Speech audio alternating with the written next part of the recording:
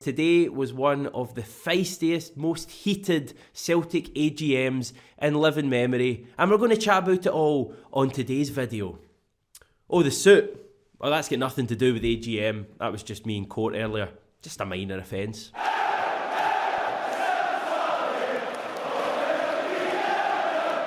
Later on, we will hear from Martin from Celtic Shared. He was at today's AGM. He spoke to Euan earlier. We'll bring you that later. Not confusing at all.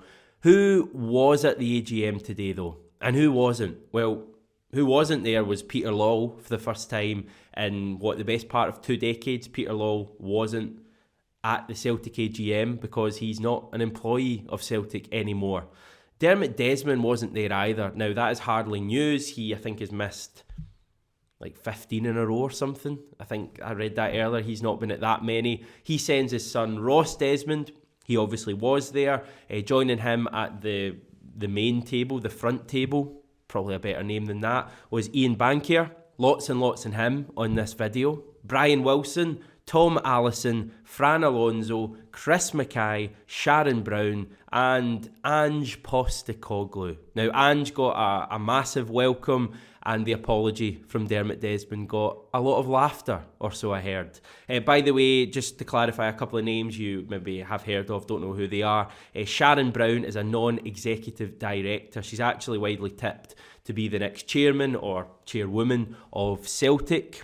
That may be sooner rather than later, but we'll get into all of this. Ross Desmond, as we say, is the son of Dermot. Tom Allison there on the right is another non-executive director, while Brian Wilson is the former Scottish Labour politician who is now a director at Celtic. Lots more in him to come as well. Now, Celtic played a series of interviews with key club figures at the start of the meeting. They also made this video available online. I will link it in the description below. It was a series of interviews with key figures, chatting to Jerry McCulloch.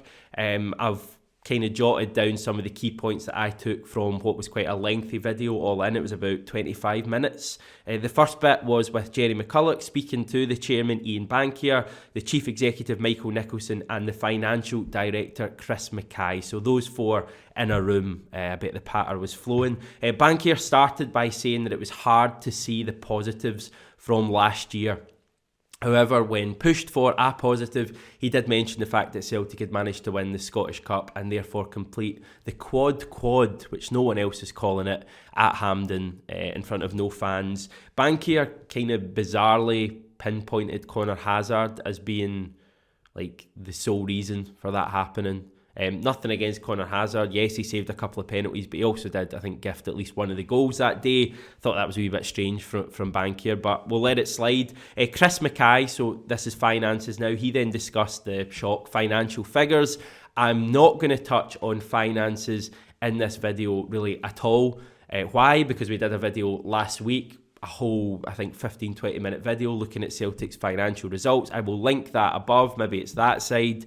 We then heard the voice of Michael Nicholson for the first time. Great to hear him speak. He says that Celtic had a, quote, bad year last year, but he said the club is not broken. Bankier then praised Peter Lawwell, shock, and revealed that he had been instrumental in the appointment of Ange. Peter Lawwell, that is. So Peter Lawwell had a big say in the appointment of Ange. Hardly surprising, really. Then Chris Mackay spoke about the change to UEFA competition, with the new Conference League giving Celtic another avenue in Europe. We've already seen that, obviously, with the fact that at the very least we have the Conference League to fall back on in February of 2022. Hopefully it's the Europa League. And also the fact that this new Champions League cycle is going to start in 2024. We're going to get a reformed Champions League. The group stage is going to go. It's going to be replaced by this new Swiss system. Again, we've done a video on that in the past, I'm sure. So just search for that on the channel if you want to find out about all of that. We then heard from the legend himself, Fran Alonso, manager of the Celtic women's team, of course. He spoke about the positive year the team has had and his hopes for the rest of the season. His main hope was that Celtic can win silverware this season. Now, I believe they got into a final just last weekend, so hopefully that's not too far away. So great stuff there. The Celtic women's team going from strength to strength. they've really benefited, I think, from going professional. Talking of great things, we then moved on to the Celtic Foundation and all the great work they do. Their Chief Executive, Tony Hamilton, was up next. He spoke about a challenging year for the foundation. He then spoke about the Football for Good Fund, which was set up in March 2020, around the same time as words like coronavirus and pandemic came into our mind. It has seen £1.5 million put into it so far. Hamilton then spoke about the Christmas appeal. I think that's already been launched. That's obviously going to be the main thing that's happening with the foundation at the moment. Really important time of the year for them. We then got to hear from Ange Postecoglou. He spoke about adding some key people to the club, but said that he would do it methodically. He wouldn't rush into anything. It's not the kind of person that he is. January transfer window, he said Celtic will look to improve the squad. He also spoke about the wonderful Ange jumper, made some comment about his wife dressing him. So he's just an amazing guy. There's been so much Ange content this week, obviously with the fan media press conference, the interview that he did with an Australian radio station, and also the AGM today. So I feel like we've got so much Ange content, it's kind of made the international break bearable to an extent. Right, let's move on to the actual AGM then. It started with a tribute to Bertie Auld. He was described as a giant of a man who enriched the lives of everyone. Then the actual meeting begun. So the way the AGMs work is that there are 12 resolutions put forward to shareholders. A resolution is basically a decision to do or not to do something. That's the kind of simplest way I can put it. By the way, I don't understand half of this stuff either, so you're not the only one. There are 12 resolutions, as I say. Numbers 1 to 9 were ordinary resolutions.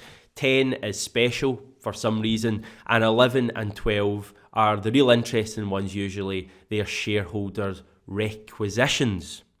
Now, resolutions 1 to 4 were basically confirming various reports and also confirming Michael Nicholson, Dermot Desmond, or Dermot as the Celtic official website put it earlier, cracking mistake there lads, and Tom Allison as director. So those first 4 resolutions passed, no worries at all.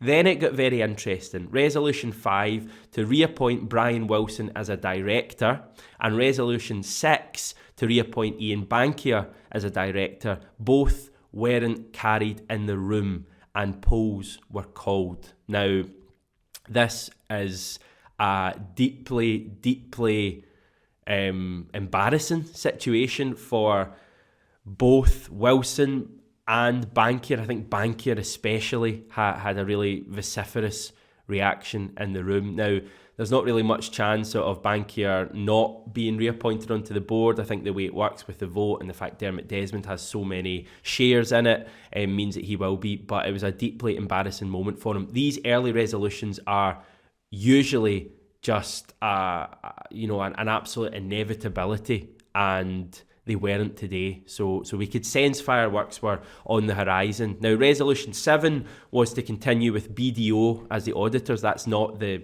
British Darts organisation, before you ask, because I know you were obviously going to ask that. That'd be some laugh, wouldn't it? Just folk chucking darts while they're meant to be doing figures. Resolutions 8 and 9 also passed. The reason I'm not saying what they are, it really doesn't make much sense to me or anyone else. Resolution 10, which was a special resolution, that was carried as well. Resolution 11 now. Resolution 11 you will probably know as being Resolution 12.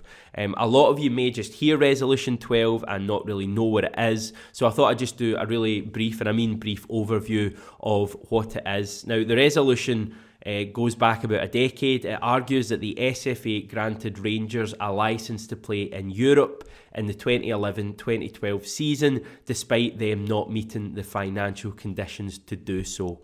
It calls upon the board to formally report the SFA to UEFA and claim for the lost earnings that Celtic would have had they taken Rangers' place in the Champions League that season. Today, Celtic said they believe no further steps can be taken to achieve a positive outcome. They recommended voting against the resolution, but the majority of the room voted for it. So that's 3 now. 3 different resolutions that the board have lost. And it became 4 with the new resolution 12, which was the Celtic Trust's Jeanette Finlay. She basically called for a refresh of the board. She condemned the potential appointment of Bernard Higgins. More on that in a wee second. And again, the thing went to a vote. So again, the board lost out on that one. There was then a video tribute to Scott Brown, and then on to questions and answers. And wouldn't you just know it, one of the first questions was to do with that potential appointment of Bernard Higgins. Now, Ian Bankier, in one of his poorer moves of the day, and there were plenty, said that he couldn't comment on the ongoing recruitment process. Cue lots of booing coming from the floor at that stage. It seems to me then that Celtic are still intent on appointing Bernard Higgins in a senior security role. It's just more evidence of Bankier and the board overall being completely tone deaf on this situation. But Martin from Celtic Shared will touch on that later in his chat with Euan.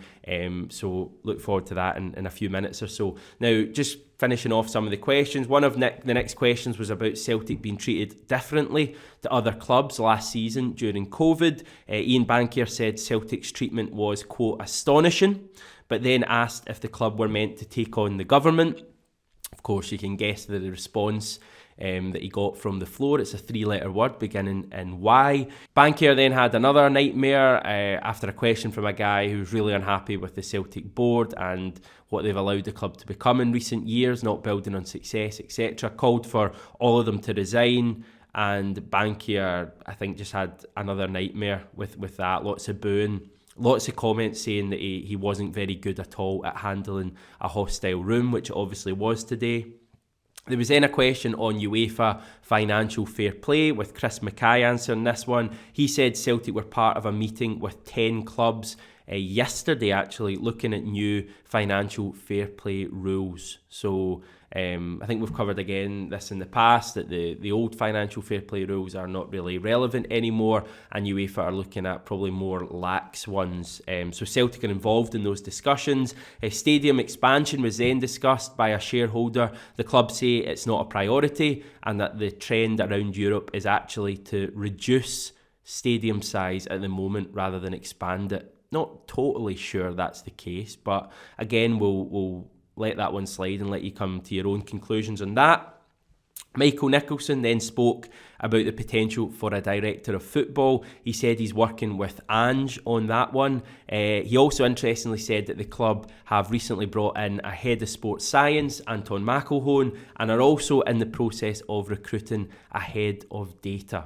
The final question was about Celtic renewing the Old Firm trademark. Nicholson said the trademark was renewed so that it's not misused by others rather than Celtic intending to use it themselves. And that was the end. No questions for Ange Postecoglou, none for Fran Alonso. Really interestingly, I thought, no questions on Dom Mackay or Neil Lennon's departures. Maybe that's a sign that the Celtic support are more interested in what's happening right now rather than looking back. All in all, a pretty bruising day for Ian Bankier. I just don't see how he can continue in this job for much longer. I think his position is untenable when you look at that reaction that he got from the floor today, and I think that's just a microcosm of the entire Celtic support and how we all feel with him in particular. Now, he's not the only one that there's frustration with. There's probably frustration with basically everyone in power at Celtic, maybe other than Ange and Fran Alonso, which probably says a lot. But I think Ian Bankier in particular is in a really difficult position now for 4 resolutions to go against the board. And let me just repeat, these are usually a formality. We're usually never even talking about these resolutions, maybe apart from the last 2. And certainly re-electing people onto the board, they usually pass without a comment. And for 2 members, including Ian Bankier, not to be elected straight away by the room is a pretty it was early signs things weren't going well, and they certainly didn't improve from that point onwards. Now, that's my thoughts. I wasn't at the AGM. I've just been reading this from various sources. Celtic Underground, Celtic Rumours on Twitter, always great. Various other websites and stuff reporting stuff as well. Let's hear a different perspective now, because earlier on, Euan from 67 Hail Hail spoke to Martin from Celtic Shared. Now, this was for 67hailhail.com, but they recorded it as well for you to watch right now.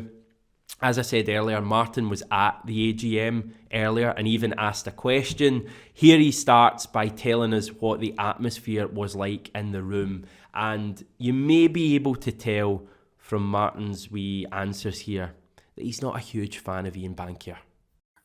Fiery, I think, is probably the first word that springs to mind. That's actually my first AGM for a number of years. I've followed them all, through Twitter and the likes recently, but that was the first one I've actually attended for a number of years. I probably shouldn't be surprised it's fiery, given the nature of how the last 12 months or so have went as a Celtic supporter. But it was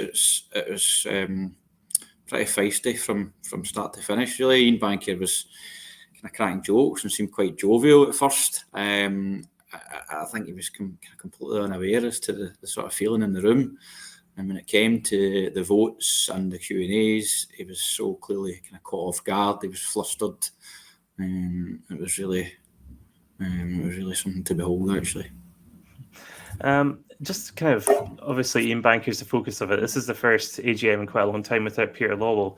And kind of, from what I could tell from outside of it, he didn't seem to command the room particularly well. And he kind of suggested there he was laughing and joking a bit. Do you think he understood the extent of Celtic fans' feelings before? And if he didn't, do you think he does now? To me, looking from outside, he clearly didn't. But I think he was absolutely rattled. I don't know if he was rattled when it came to the vote, actually the show of hands to re-elect him. Now, ordinarily, anybody who's been to these before, it's you very rarely get many dissenting voices. However, 90% of the room voted against his re-election.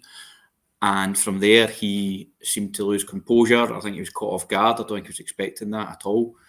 And his mood very quickly changed. He went from the kind of laughing and cracking jokes to, kind of almost out of control in a way that, he was, like I say, as you said, kind of lost the room. And from there, it was a bit of a car crash performance from him, to be honest. In terms of Celtic Shared and in terms of kind of what you were there to represent, the Bankier vote, along with a few other votes, kind of seem to suggest that there's a bit, there's more organisation within the Celtic supporters, and these block votes are kind of becoming more impactful. How would you feel, representing the organisation? How did today go for Celtic Shared, would you say? I don't think that I was even prepared for. That kind of AGM is kind of their safe place, if you like. It's generally where people kind of tend to back them. I was surprised at the kind of level of opposition to them. So in that sense, given that we're a group that's there to kind of challenge them and fight for a bit of change, I think that was actually quite refreshing to see that people were actually sick of the old kind of tired regime. And that was shown when the votes came, particularly for Ian Bankier and for Brian Wilson. So from that perspective and from our perspective, I think it's kind of finally hitting home with a lot of the Celtic support that the time for change is not actually now. The time for change was actually before now.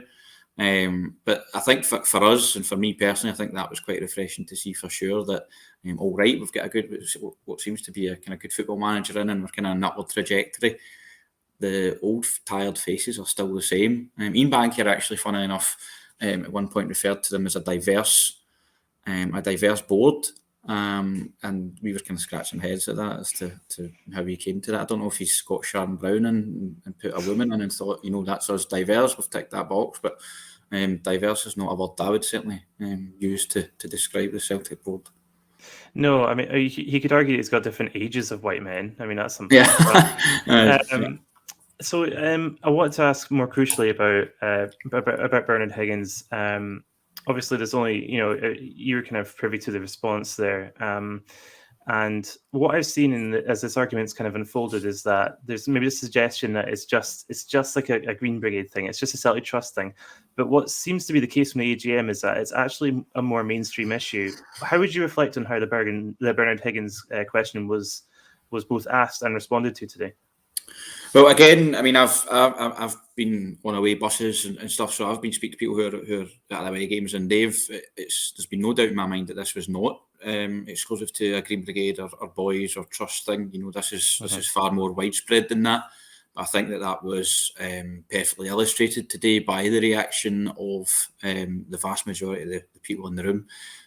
Bernard Higgins' name first came up during Jeanette Finlay of the Celtic Trust's kind of question around their kind of resolution, and it was immediately applauded by the majority of the room, and then we kind of moved on to the Q&A, and I myself followed up another guy's question about Bernard Higgins, and again it was sort of widely supported, and actually then Ian Bankier's response was very loudly booed. So again, and then actually a number of people then approached me after the meeting and said we're fully on board and fully against the appointment of Bernard Higgins. So anyway, I think that it can be left in no doubt, if there was any doubt whatsoever, that this is not exclusive to the groups you mentioned. This is a widespread Celtic fan issue, and it needs to be addressed sooner rather than later. I mean, definitely. I mean, if they haven't seen, if they haven't responded to the protests, if they haven't, understood the feeling and the sentiment there, they're definitely missing something. So, what would be kind of, again, as in terms of representing Celtic Shared, how do yourselves and other groups like the Celtic Trust kind of move forward from this? What are the main, the key takeaways from today, in terms of the AGM as a whole? If that's not too vague a question. On the Bernard Higgins stuff, I think we've got to kind of keep that up. Fan groups had been in discussion about a number of initiatives that were going to take place this week, but just out of respect to Betty Auld, after his passing, have kind of been kicked down the road a wee bit. But they'll be put in the background, but they will be picked back up again. If anything, the reaction of the room kind of encourages us further because it kind of does sort of reiterate that again that this is not an issue exclusive to us. So that kind of reiterated the strength of opposition to him. So we'll continue to pick that up. There is a number of initiatives in the pipeline which are kind of already underway in terms of further protest and making the level of opposition clear to Celtic Board, and that will become quite apparent in the next sort of week or so. In terms of the wider perspective of the AGM, I don't know how Ian Bankier can continue with any kind of credibility, if he ever had any credibility. He today, like I said, this was his kind of safe place, and he was very, very vocally voted down.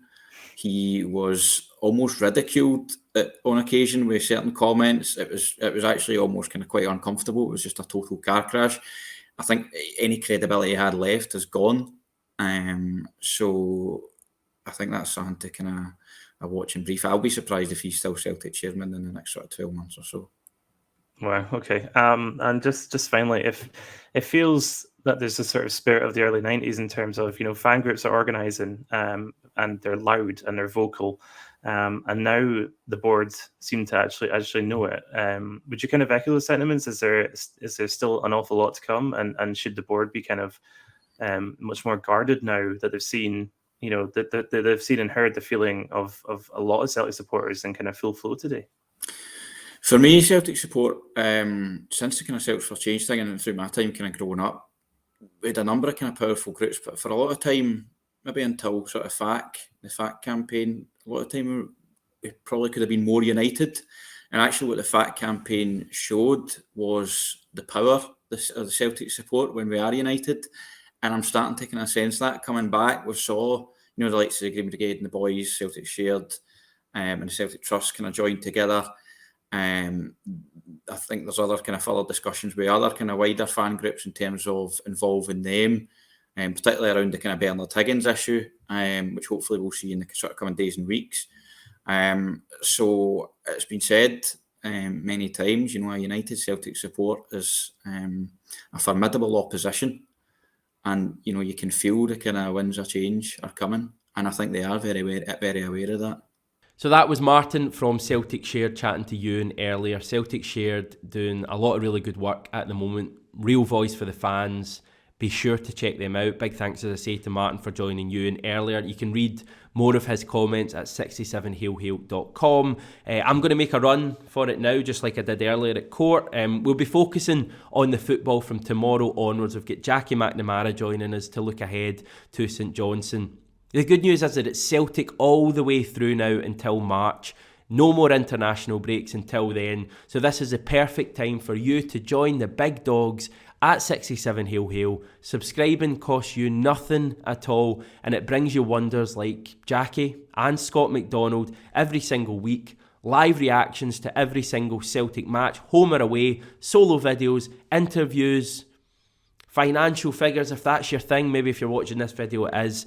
So much stuff like that. If you sub now, you'll also be in line for a mug.